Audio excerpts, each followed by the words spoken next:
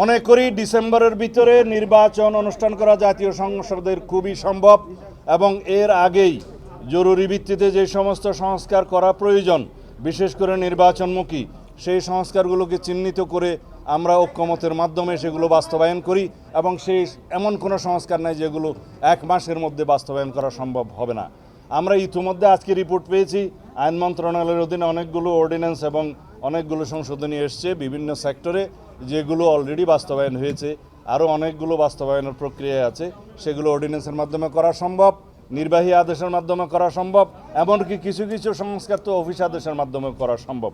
সেগুলোর জন্য বিশেষ করে সংবিধান সংশোধনী ব্যতি রেখে অন্যান্য সকল সংশোধনী যেগুলো একমত হবে সংস্কার প্রস্তাব, সেগুলো অর্ডিন্যান্সের মাধ্যমে, নির্বাহী আদেশের মাধ্যমে, অফিস আদেশের মাধ্যমে এক মাসের ভিতরে বাস্তবায়ন করা সম্ভব, সেটা আমরা বুঝিয়ে দিয়েছি।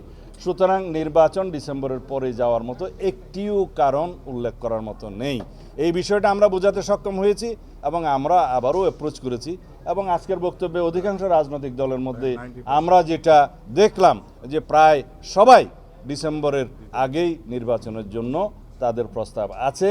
এখন মাননীয় প্রধান উপদেষ্টা সেটা বিবেচনা করবেন, সেটা আমরা আশা করি এবং আমরা মনে করি তিনি জাতীয় ঐক্যের প্রতীক হিসাবে নিরপেক্ষভাবে সেই ভূমিকা পালন করবেন, কারো প্রতি রাগ অনুরাগ বিরাগ প্রদর্শন করবেন না এবং উপদেষ্টা মণ্ডলীটাকে নিরপেক্ষভাবে আবার যেন উনি ঢেলে সাজান সেই প্রস্তাবও আমরা অন্য সময় রেখেছি। আজকে আমাদের বক্তব্য যেহেতু অন্য বিষয় ছিল, সেই বিষয়টা আমি এখানে আজকে তুলি নেই। তবে আমরা মনে করি জাতি তার কাছে চূড়ান্ত নিরপেক্ষতা আমরা আশা করি। সংবিধান সংক্রান্ত সংশোধনে যে সমস্ত প্রস্তাব বিভিন্ন দল দিয়েছে, আমাদের সাথে আলোচনা হয়েছে, সেটা তো আগামী এক মাসের মধ্যে ওনারা যেভাবে আন্তরিকতা দেখাচ্ছেন সে একটা সনদে আসা সম্ভব, ঐক্যমত আসা সম্ভব।